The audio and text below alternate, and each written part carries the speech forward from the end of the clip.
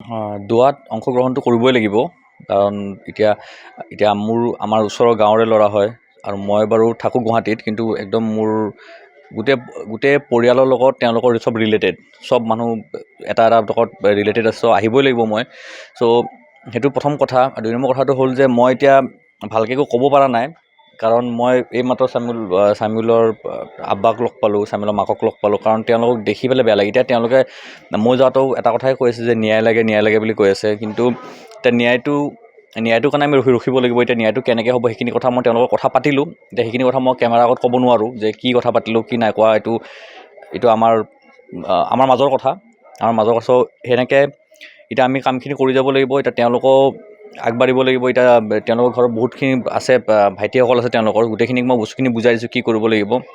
আৰু কিন্তু কথাটো কেনেকুৱা, তেওঁলোকৰ বেছি বেয়া লাগিছে কিয়, এতিয়া এক্সিডেণ্ট এতিয়া বহুতে কৈ আছে হিট এণ্ড ৰান এক্সিডেণ্টহে হয়, বহুত ইজিলি লৈ আছে বস্তুবিলাক। কিন্তু হিট এণ্ড ৰান হ'লে নহ'ব অকল, কিন্তু যিহেতু হিট এণ্ড ৰান কোনটো হিট এণ্ড ৰান কৰি পেলাই যে ফালে মানুহ গৈছিলে, তাইক গৈ পেলাই জনাইছিলে যে তোমাৰ গাড়ী দি পেলাই এক্সিডেণ্ট হৈছে, কিন্তু তাৰ পাছতো তাই ঘূৰি অহা নাই, তাৰপাছত তাই গুচি গ'ল। তাৰপাছত থানাত কি খেলি মেলি হ'ল এতিয়া হয়তো পুলিচৰ ডাঙৰ অফিচাৰে গম নাপাব সেই বস্তুটো কি হ'ল, কিন্তু তাই যেতিয়া ক'লে যে কোনোবা হোৱাটছএপ কলিং কৰা বুলি ক'লে, মই শুনিছোঁ নিউজত সেইটো যে কোনোবাই কৈছে কোনোবা তাই পিছফালে আছে, তো অভিয়াছলি কোনোবা আছে। আৰু মই এটা কথা বাৰে বাৰে কৈ আছোঁ, মই সেইদিনাখন এটা টক শ্ব' এটা কথা কৈছোঁ যে আমাক লাগিব কি তেওঁ কাক ফোন কৰিছিলে, কোন আছে তেওঁৰ পিছফালে, আৰু সেই গোটেই ডাটাবোৰ আমি জানিব লাগে। আমি গোটেই আমাৰ অসমৰ ৰাইজে গম পাব লাগিব। কাৰণ তেওঁ যদি ইজিলি যদি ওলাই আহে, মানে জেলৰ পৰা ওলাই আহে, তেওঁ বাৰু অসম পুলিচক মই এটা ধন্যবাদ কৰিব বিচাৰোঁ যে তেওঁ ঠিক আছে, তেওঁ কেছ ৰেজিষ্টাৰ কৰিছে, এটা কালপেবল হোমিচাইডৰ কেছ ৰেজিষ্টাৰ হৈছে তেওঁৰ আগেনষ্টত। চ' এতিয়া তেওঁ জেলত যাব। কিন্তু কথাটো কেনেকুৱা, তেওঁ জেলৰ পৰা ওলালে সেইটো বস্তু পটকৈ ওলালেও নহ'ব, কাৰণ আমাক ন্যায়টো কেনেকৈ লাগিব, আমি গম পাব লাগিব যে তেওঁৰ পিছফালে কোন আছিলে, সেইটো আমি গম পাব লাগিব। কাৰণ নহ'লে দেখোন বস্তুবিলাক তেওঁতো প্ৰথমতে ইজিলি দেখোন বস্তুটো তেওঁ গুচিয়ে গৈছিলে, কিন্তু এতিয়া ছ'চিয়েল মিডিয়াৰ কাৰণেহে গম পালোঁ আমি বস্তুবিলাক, ছ'চিয়েল মিডিয়াৰ কাৰণে বস্তুটো ইমান ডাঙৰ হ'ল, ছ'চিয়েল মিডিয়াৰ কাৰণে তেওঁ জেলত গ'ল।